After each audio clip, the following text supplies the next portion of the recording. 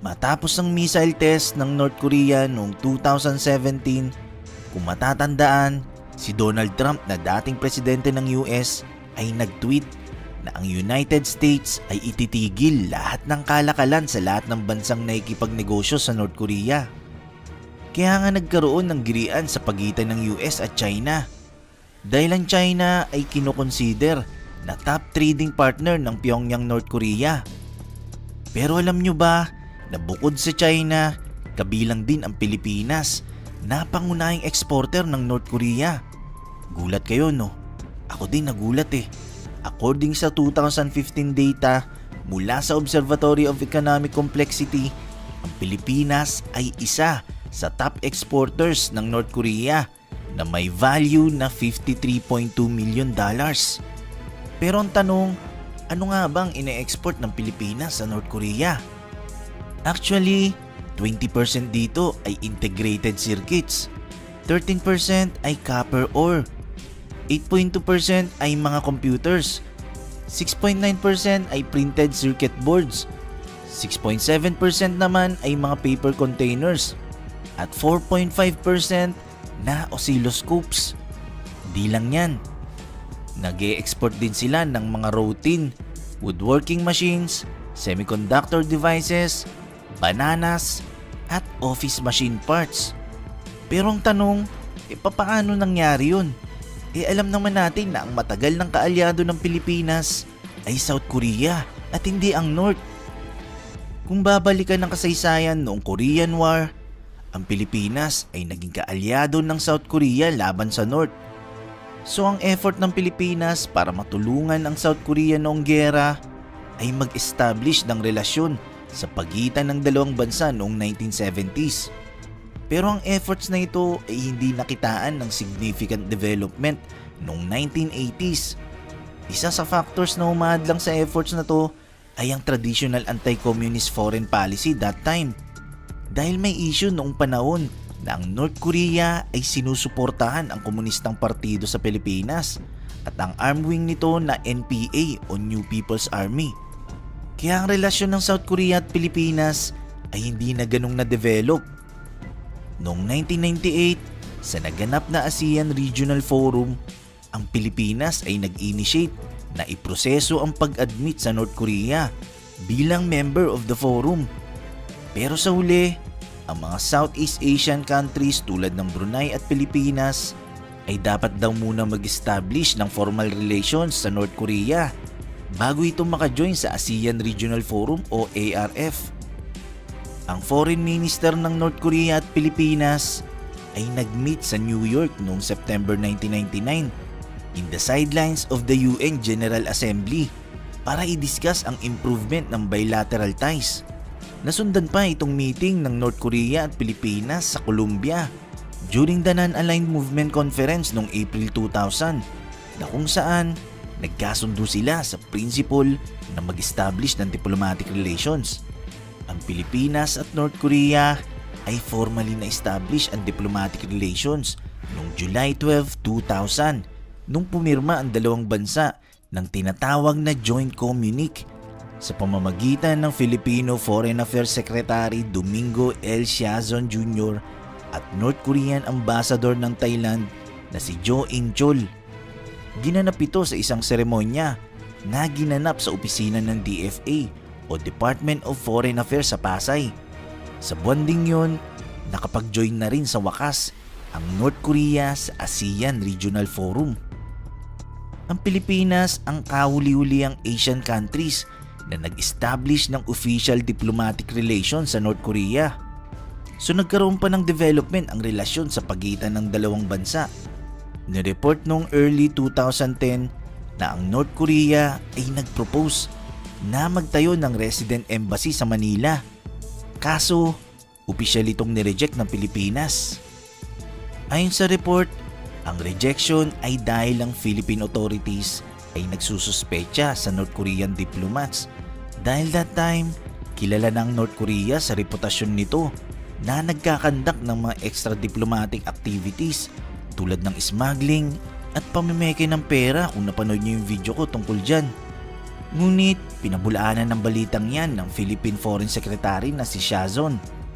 Ayon sa kanya, hindi naman daw nag-request ang North Korea ng ganun at nanatili pa ring open ang bansa para sa expansion ng diplomatic ties sa North Korea. Ano nga bang epekto kung sakaling magkaroon ng embassy ng North Korea dito sa Pilipinas?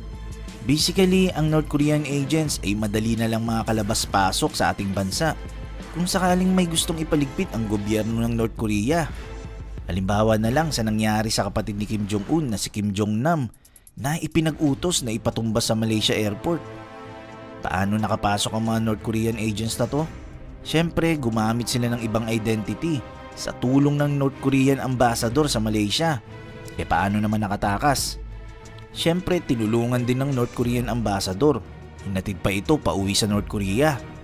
Kaya nga pinatalsik itong ambassador ng North Korea agad-agad ng gobyerno ng Malaysia. May video kong ginawa tungkol dyan. Malalaman nyo kung bakit pinapaslang ni Kim Jong-un ang kanyang kapatid sa Malaysia. Kaya ganyan din ang pwede mangyari sa ating bansa kung magkaroon ng embahada ng North Korea rito. Pangalawa sa pwedeng mangyari kapag nagkaroon ng embassy ng North Korea sa Pilipinas, maaari itong maging supporter ng Partido Komunista ng Pilipinas at New People's Army. Ito yung naging issue noon, kaya nga hindi naging malalim yung diplomatic relationship ng South Korea at Pilipinas. Noong taong 2017, ayon sa report ng Daily NK, ang Pilipinas ay pumapangatlo sa pinakamalaking trading partner ng North Korea. Sinundan lang nito ang India at China. Ngunit noong September 2017, sinuspindi ng Pilipinas ang trade relations nito sa North Korea para sa compliance ng United Nations Security Council resolution na nagpapataw ng sanctions sa North Korea dahil sa panay palipad nito ng missile test. Ito yung panahon na ni Presidente Duterte. Ayon nga sa dating Philippine Foreign Secretary na si Alan Peter Cayetano, ng Pilipinas ay magko-comply sa resolution ng United Nations na nag-i-impose ng matinding economic sanction laban sa North Korea. Sa mga di nakakaalam, alam nyo ba na may mga Pinoy na nakarating na sa North Korea? Oo, tama uli narinig nyo. Ito ay noong 2006 na naganap na pagbisita sa Pyongyang, North Korea. Nung bumisita ang Senate President at Liberal Party Head noon na si Franklin Drilon. Kasama niya si Minority Leader Aquilino Pimentel Jr. at Senador Richard Gordon. Makikita sa larawan na papagitnaan nila ang President of the Presidium of the Supreme People's Assembly of the Democratic People's Republic of Korea. Nagkaroon kasi ng courtesy call sa opisina ng mga Kim sa Pyongyang. Kabilang din dito sina Mrs. Mila Drilon, Mrs. Bing Pimentel, Cultural and Art Commission Chairman Ambet Ocampo, Senate Protocol Officer Carmen Arseno, Senate Media Director Sammy Santos, Charles Jose at Elizabeth Ten ng Foreign Affairs Department. Ang pagbisitang ito ay parte ng efforts para mas lalong ma-enhance ang mas maayos na diplomatic, economic at cultural relations sa pagitan ng North Korea at Pilipinas. So yan yung video na nasa Pyongyang na sila. Yung nasa kaliwa hindi po yan si Kim Jong-un. Si Senator Franklin Drilon po yan na kinakamayan si Kim Yong-nam, yung nasa picture kanina na nasa gitna.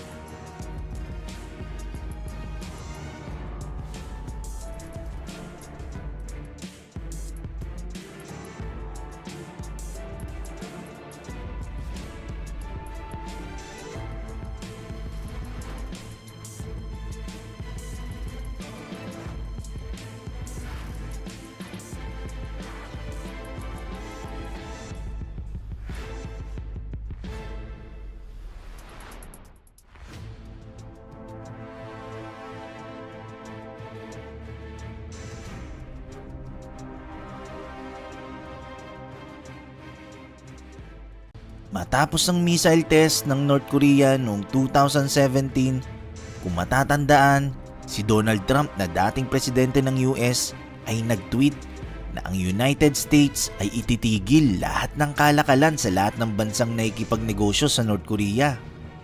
Kaya nga nagkaroon ng girian sa pagitan ng US at China. Dahil ang China ay kinoconsider na top trading partner ng Pyongyang, North Korea. Pero alam nyo ba na bukod sa China, kabilang din ang Pilipinas na pangunahing exporter ng North Korea. Gulat kayo, no? Ako din nagulat eh. According sa 2015 data mula sa Observatory of Economic Complexity, ang Pilipinas ay isa sa top exporters ng North Korea na may value na $53.2 million. Pero ang tanong, ano nga bang ine-export ng Pilipinas sa North Korea? Actually, 20% dito ay integrated circuits, 13% ay copper ore, 8.2% ay mga computers, 6.9% ay printed circuit boards, 6.7% naman ay mga paper containers, at 4.5% na oscilloscopes. Di lang yan, nag-e-export din sila ng mga routine, woodworking machines, semiconductor devices, bananas, at office machine parts. Pero ang tanong, papaano nangyari yun? Alam naman natin na ang matagal ng kaalyado ng Pilipinas ay South Korea at hindi ang North. Kung babalikan ng kasaysayan noong Korean War, ang Pilipinas ay naging kaalyado ng South Korea laban sa North. So ang effort ng Pilipinas para matulungan ang South Korea noong giyera ay mag-establish ng relasyon sa pagitan ng dalawang bansa noong 1970s. Pero ang efforts na ito ay hindi nakitaan ng significant development noong 1980s. Isa sa factors na humahadlang sa efforts na to ay ang traditional anti-communist foreign policy that time. Dahil may issue noong panahon na ang North Korea ay sinusuportahan ang komunistang partido sa Pilipinas at ang arm wing nito na NPA o New People's Army. Kaya ang relasyon ng South Korea at Pilipinas ay hindi na ganong na-develop. Noong 1998, sa naganap na ASEAN Regional Forum, ang Pilipinas ay nag-initiate na iproseso ang pag-admit sa North Korea bilang member of the forum.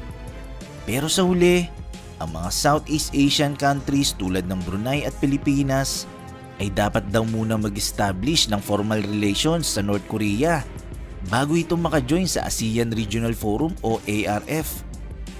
Ang foreign minister ng North Korea at Pilipinas ay nag-meet sa New York noong September 1999 in the sidelines of the UN General Assembly para i-discuss ang improvement ng bilateral ties. Nasundan pa itong meeting ng North Korea at Pilipinas sa Colombia during the Non-Aligned Movement Conference noong April 2000 na kung saan nagkasundo sila sa principle na mag-establish ng diplomatic relations.